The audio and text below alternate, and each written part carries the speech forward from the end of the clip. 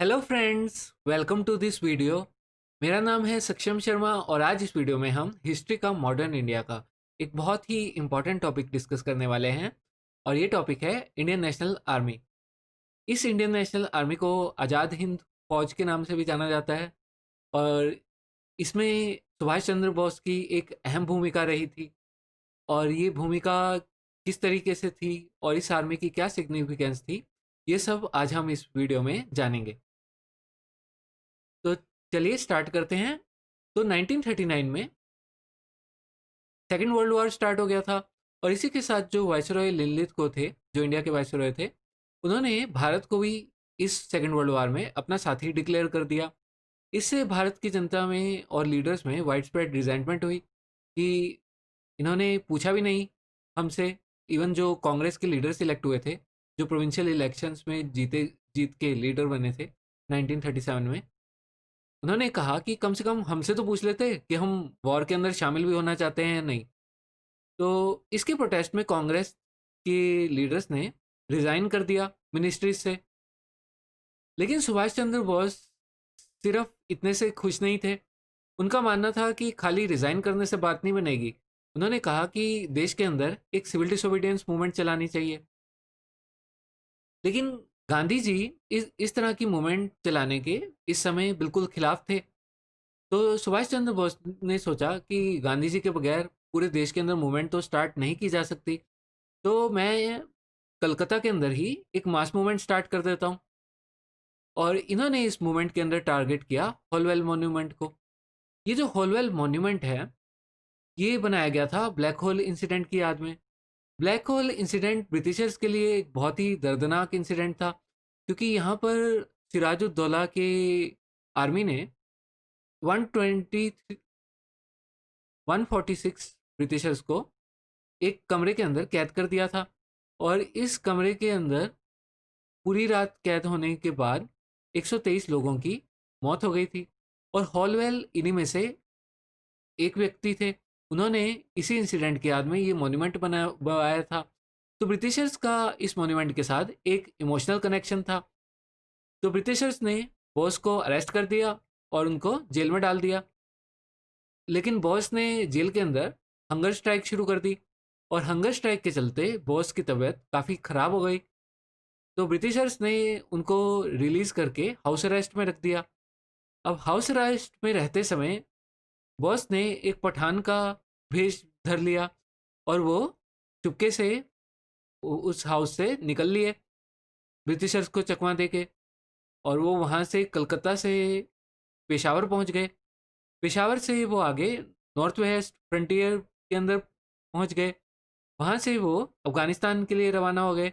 और अफ़गानिस्तान से वो सोवियत रशिया के लिए रवाना हो गए। और इतना सब घूम के वो पहुँचे इटली। और इटली से पहुँचे वो जर्मनी। तो बात ये उठती है कि वो जर्मनी करने क्या गए थे। तो एक्चुअली जर्मनी के पास काफ़ी सारे इंडियन प्रिजनर ऑफ वॉर थे। ये Indian prisoner of war British Indian army में सर्व करते हुए पकड़े गए थे। नॉर्थ अफ्रीका में ब्रिटिश ने एक टुकड़ी भेजी थी जिसमें काफ़ी सारे इंडियन सोल्जर्स थे। और इनको जर्मनी के एलाइज इटली ने पकड़ लिया था और उनको जर्मनी को सौंप दिया था। अब सुभाष चंद्र बोस ने जर्मनी के लीडर से बात करके इन प्रिजनर ऑफ वॉर, जो कि 4500 थे नंबर में, इनको लेकर एक फ्री इंडिया लीजन बनाया।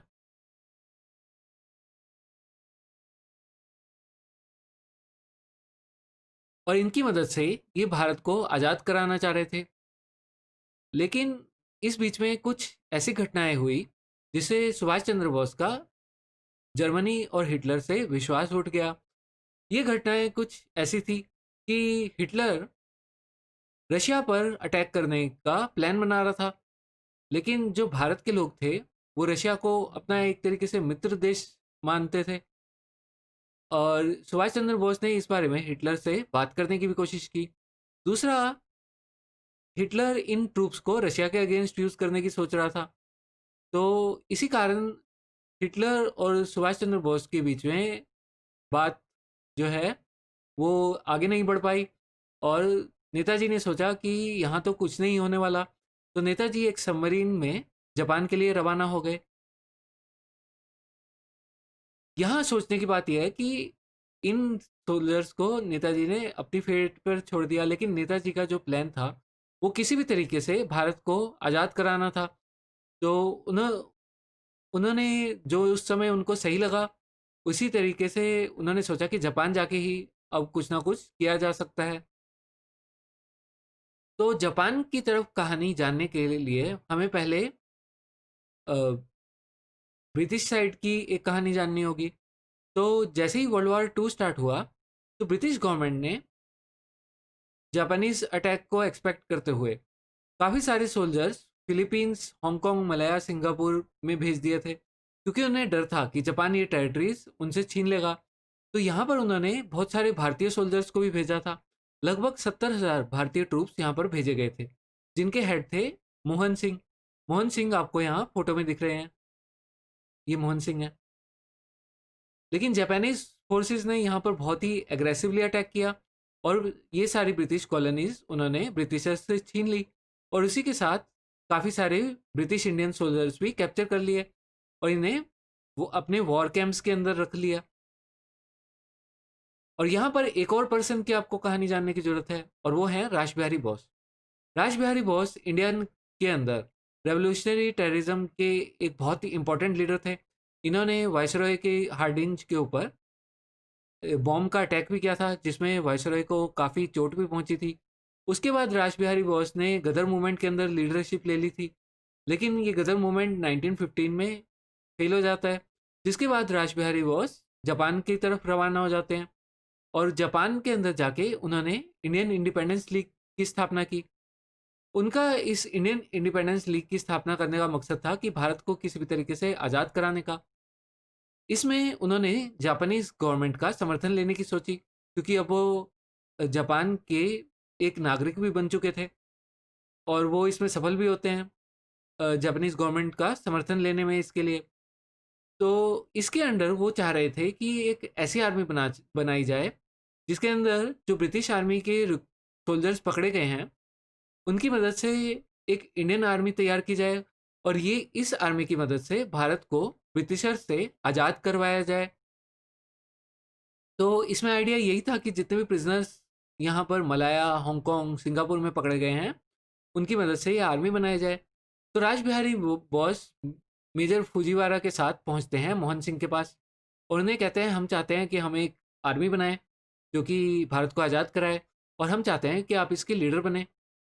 मोहन सिंह के लिए इस आर्मी का लीडर बनना का फैसला इतना आसान नहीं था, क्योंकि मोहन सिंह पिछले 18 साल से ब्रिटिश आर्मी में सर्व कर रहे थे, और इनका कहना था कि जिसका नमक खाया है अब उसी के अगेंस्ट हमें लड़ाई करनी पड़ेगी।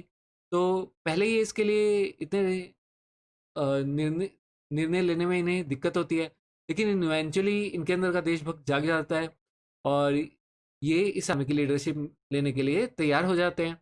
तो मोहन सिंह की लीडरशिप में इनिशियली ये आर्मी स्टार्ट की जाती है, जिसमें 4,000 सोल्जर्स मलाया से उठाए जाते हैं, और उसके बाद इसमें 40,000 सोल्जर्स सिंगापुर से भी जुड़ जाते हैं, और मोहन सिंह को इस आर्मी का जनरल बना दिया जाता है। इस आर्मी को पहला इंडियन नेशनल आर्मी भी बोला जाता है। लेकिन जैसे सुभाष चंद्र बोस को जर्मनी की नीयत पे शक होने लग गया था, ऐसे ही मोहन सिंह को जापानीज गवर्नमेंट की नीयत पे शक होने लग जाता है। उन्हें शक होने लग जाता है कि एक बार जब यह आर्मी भारत को आज़ाद करा लेगी, उसके बाद कहीं जापानीज इंडिया के ऊपर कब्जा ना कर लें। तो इसी भी कारण मोहन सिंह और जापानीज गवर्नमेंट के बीच में मतभेद हो जाता है, और मोहन सिंह को जापानीज गवर्नमेंट कमांड से हटा देती है, और जो आर्मी है उसे डिसबैंड कर दिया जाता है, और जो सोल्जर्स थे उनको वापस प्रिजनर्स ऑफ वॉर कैंप में भेज दिया जाता है। अब नेताजी जापान में पहुंच जाते हैं, और नेताजी की जापान में पहुंचने की खबर सुन के राज बिहारी घोष बहुत खुश हो जाते हैं, और वो फिर से जापानीज गवर्नमेंट से बातचीत शुरू करते हैं, और वो इंडियन इंडिपेंडेंस लीग की बागडोर सुभाष चंद्र बोस के हाथों में दे देते हैं। तो ultimately Japanese government Subhash Chandra Bose के साथ फिर से इस इंडियन नेशनल आर्मी को स्टार्ट करने के लिए तैयार हो जाती है, और नेताजी फिर से इस आर्मी को रिवाइव कर देते हैं। और नेताजी की पॉपुलैरिटी बहुत ज़्यादा थी। जैसे ही लोगों को पता चलता है कि नेताजी इस इंडियन नेशनल आर्मी को बना रहे हैं जो भारत को आज़ाद कराने वाली है, तो इन एरियाज़ में सिंगापुर, हांगकांग, मलया में जो बाकी के भारत के नागरिक भी रहते थे, वो भी इस आर्मी में लार्ज नंबर में जुड़ना शुरू कर देते हैं। और इस आर्मी को काफ़ी ज़्यादा फाइनेंशियल सपोर्ट भी प्रोवाइड किया जाता है। इस आर्मी की एक और ख़ास बात ये थी कि इस आर्मी में नेताजी ने एक स्पेशल वुमेन यूनिट भी बनाई थी, जिसका नाम रखा गया था Jhansi regiment, Rani of Jhansi के नाम पे। और इस आर्मी की कैप्टन थी लक्ष्मी स्वामीनाथन। यहाँ आप इस फोटो में देख सकते हैं इन्हें, इस वुमेन रेजिमेंट को। इसकी सबसे बड़ी खास बात ये थी कि ये पूरी इतिहास में पहली वुमेन कॉम्बैट रेजिमेंट बनी थी। उसी के साथ नेताजी ने एक आज़ाद हिंद गवर्नमेंट भी बनाई थी।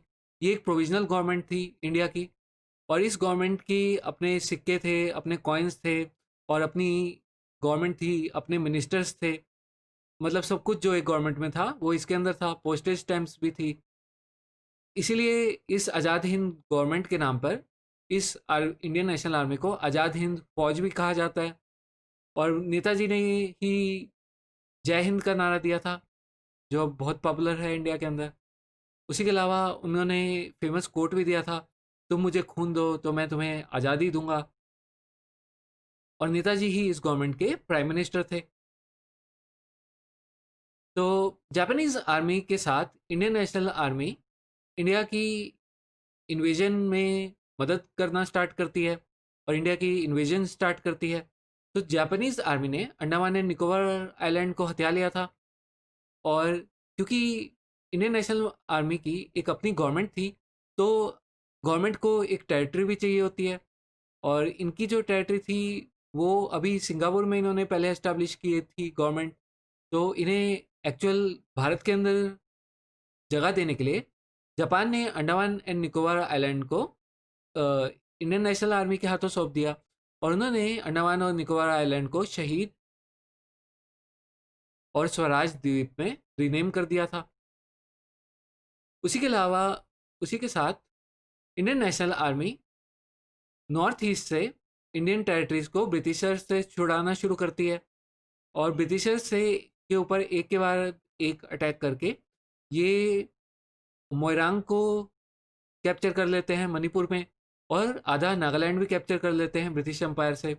और पहली बार भारत के अंदर आके ये भारत का झंडा फहराते हैं। लेकिन इस समय ब्रिटिश फोर्सेस के पास एलाइज की काफ़ी ज़्यादा हेल्प आनी स्टार्ट हो चुकी होती है, और ब्रिटिशर्स के पास एयर सपोर्ट भी बहुत तगड़ा होता है। लेकिन दूसरी तरफ इंडियन नेशनल आर्मी की तरफ जापान का सपोर्ट काफ़ी कम होता है, वेपन्स की उनके पास काफ़ी कमी होती है। तो ब्रिटिशर्स इन एरियाज़ को धीरे धीरे करके काफ़ी एयर रेड्स करके और आर्मी की मदद से वापस कब्जा कर लेते हैं, और 16,000 इंडियन नेशनल आर्मी के प्रिजनर्स यहाँ पकड़े जाते हैं। मतलब आर्मी के ऑफिसर्स प्रिजनर बना लिए जाते हैं। और उसके अलावा क्योंकि जापान भी रिट्रीट स्टार्ट कर देता है इस बीच में, तो इंडियन नेशनल आर्मी को भी उनके साथ रिट्रीट करना पड़ता है। और अल्टीमेटली अमेरिका जापान के ऊपर परमाणु बम गिरा देता है, और इसी के साथ जापान सेकेंड वर्ल्ड वार में सरेंडर कर देता है। और इसी के साथ इंडियन नेशनल आर्मी को भी सेकेंड वर्ल्ड वार में सरेंडर करना पड़ता है। इसी बीच में खबर आती है कि नेताजी 1945 में ताइवान जाते हुए प्लेन क्रैश में मारे गए हैं। उसके बाद इंडियन नेशनल आर्मी का रोल इंडियन नेशनल आर्मी के ट्रायल्स में देखने को मिलता है। तो ये थी कहानी इंडियन नेशनल आर्मी की। उम्मीद है आपको ये वीडियो पसंद आया होगा, ये कहानी पसंद आई होगी। और अगर पसंद आया है तो लाइक और सब्सक्राइब करना मत भूलिएगा। धन्यवाद।